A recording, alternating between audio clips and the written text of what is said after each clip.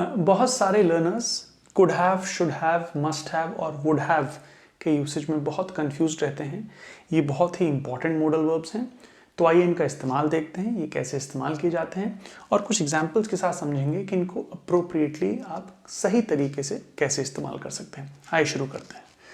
तो could have, should have, must have और would have, इनके बारे में जानने वाली सबसे पहली बात यह है कि ये सारे पास्ट की बातों को बताने के लिए यूज़ किए जाते हैं, जो चीज़ हो चुकी है, बीते हुए कल के, बीते हुए समय के बारे में बात करने के लिए इन चारों का इस्तेमाल होता है।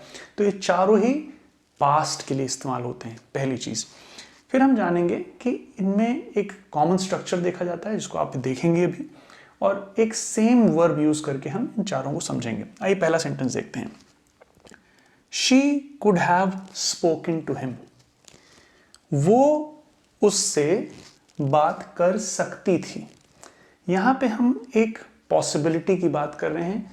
हम कभी कभी एबिलिटी की बात भी करते हैं। एबिलिटी की बात जैसे कोई चीज़, कोई आदमी कोई काम कर सकता था, वो काम हुआ या नहीं हुआ इसके बारे में हमें पता नहीं है, लेकिन वो उससे बात कर सकती थी।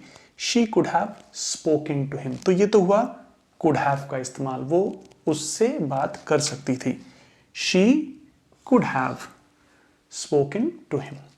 वो उससे बात कर सकती थी। अब यहाँ पे ध्यान दीजिए कि could have के बाद हम verb का थर्ड फॉर्म यूज कर रहे हैं, पास्ट पार्टिसिपल फॉर्म यूज कर रहे हैं, और सारे चारों केसेस में आप यही स्ट्रक्चर देखेंगे। नेक्स्ट सेंटेंस देखते हैं। She should have spoken to him. उसे उससे बात करनी चाहिए थी। एक ड्यूटी, एक ऑब्लिगेशन की बात हो रही है, जहाँ पे ऐसा होना चाहिए था, उसे ऐसा करना चाहिए था, वहाँ हम शुड हैव का इस्तेमाल करते हैं। ध्यान रखिए बात पास्ट में ही हो रही है। वो यहाँ पे बात हो रही थी कुड हैव का इस्तेमाल करते समय, वो ऐसा कर सकती थी। यहाँ हम कह रहे हैं उसे ऐसा करना चाहिए था। वो उससे बात कर सकती थी, उसे उससे बात करनी चाहिए थी। तो शुड हैव का हम इस्तेमाल करते हैं for certain kind of obligation या ड्यूटी। स्ट्रक्चर सिमिलर दिखेगा आपको। ये सब्जेक्ट है आपका, सब्जेक्ट के बाद जो मॉडल वर्ब यूज हो रहा है कुड हैव या शुड हैव, और वर्ब की थर्ड फॉर्म, तो स्ट्रक्चर सिमिलर है। थर्ड केस पे आ जाते हैं। She must have spoken to him. उसने उससे बात करी होगी या कर ली होगी। यहाँ पे हम बहुत सर्टेन हैं, हम पक्के हैं कि उसने उससे बात करी होगी या कर ली होगी। तो यहाँ हम सर्टेनिटी बता रहे हैं, लेकिन बात हम पास्ट की ही कर रहे हैं कि पास्ट में उसने उससे बात कर ली होगी। तो स्ट्रक्चर फिर से देखिए, सब्जेक्ट, मॉडल वर्ब और वर्ब की third form, past participle form spoken. ठीक, लास्ट केस में आ जाते हैं। She would have spoken to him. अब यहाँ पे इसका मतलब यह है वो उससे बात कर लेती। अधिकतर इसको हम आइसोलेशन में ऐसे यूज नहीं करते हैं, हम इसको इस तरीके से यूज करते हैं। She would have spoken to him if she knew. मान लीजिए हम ये कह रहे हैं, she would have spoken to him if she knew, मतलब अगर उसे पता होता तो वो उससे बात कर लेती, इफ।